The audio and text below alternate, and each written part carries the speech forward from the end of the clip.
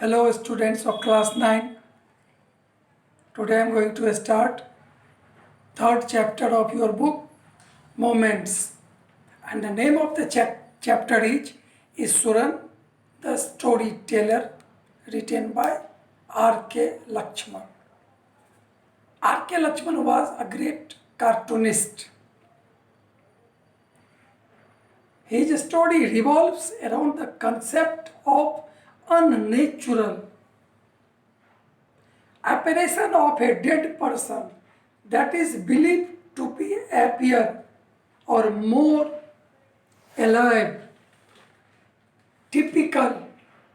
In this story we are also going to read about a person who was a storyteller whose name was Iswaran, but he used to weave stories on unnatural objects. Mahendra was a supervisor in a farm. His job was to supervise different construction sites. In the company in which he worked, company had appointed him to supervise the different construction sites. The nature of his job was so that he had to move from one place to another place. It was not possible for him to live at a place for a long time, as ordered by the head office. Mahendra's needs were simple. He was a bachelor. He had a servant whose name was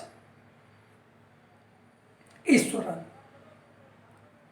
Iswaran followed Mahendra without any complaint.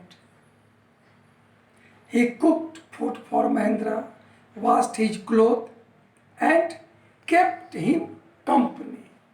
In such a way, we can say that Iswaran was an asset to Mahendra. Because in leisure hours, he used to entertain his master with the help of stories, which he used to read from different books, novels. So, he followed Mahendra without any complaint.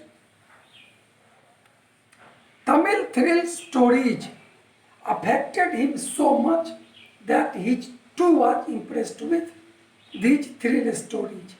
That's why he was able to create even a small incident into a big one. Like a tree that had fallen appeared to him like a frightening beast. Once it so happened that Iswaran was going somewhere. He spotted a fallen tree on the road. First of all, he thought that it was a dead body of an animal, legs spreaded. The way Iswaran used to tell a story was so impressive. There is a way of telling a story. Some people used to tell stories uninterestingly. But Mahendra was able to create the atmosphere to bind the listener to his stories. Iswaran described each thing in detail. He weaved a new story full of thrill and horror to Mahendra, even night. Every night, even at night. He played just a role of TV in Mahendra's quarter. There was no TV in Mahendra's quarter.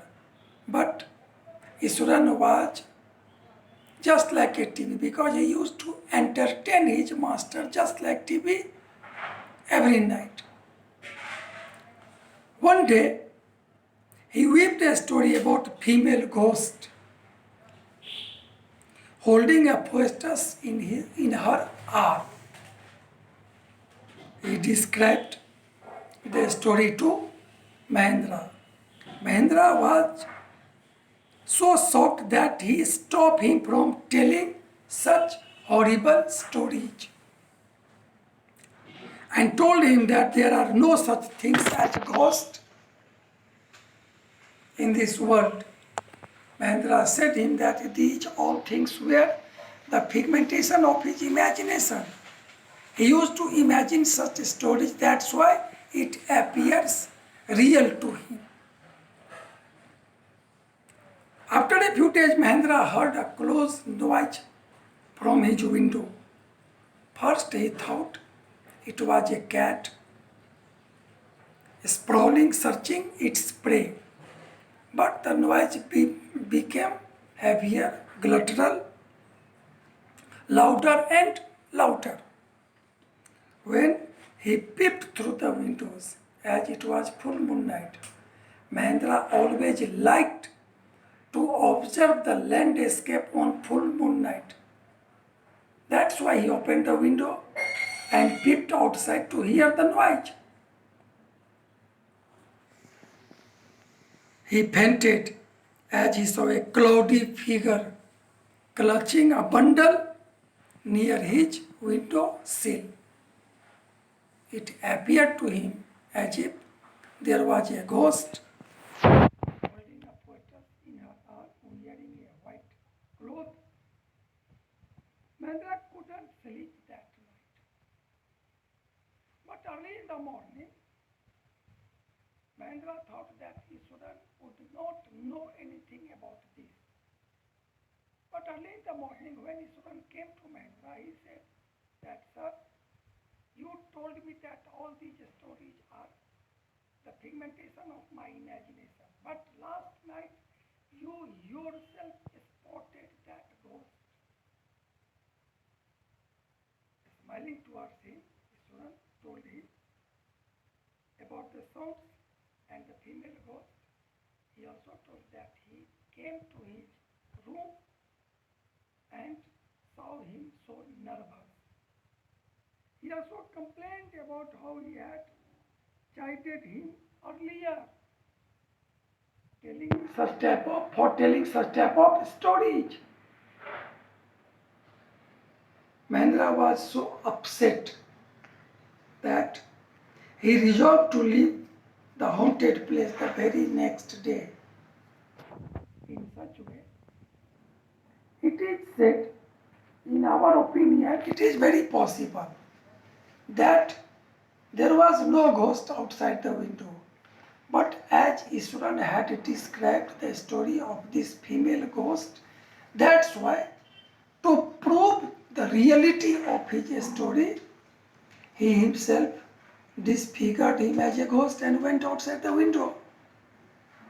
Or it is very possible that Mahendra himself saw the ghost. We are not sure. But here is a question that how did Iswaran know about that female ghost? And how did Mahendra observe the same female ghost that night after scolding Iswaran? So it is said, Mahendra was able to create such stories. Whenever he would narrate a story of a mad elephant, he would start thumping his feet on the ground. He said that once it so happened that he beat an big animal, elephant, and he attacked on the toe nail of that elephant. That's why the elephant became fainted. In such a way, he used to describe imaginary stories as reality. That was his activity. Although Mahendra didn't like his stories, but the way he used to narrate was so interesting that he didn't complain, listened all the stories without any complaint. This is the summary of Iswaran the storyteller. Next day we will start the story. Thanking all of you. Have a nice day.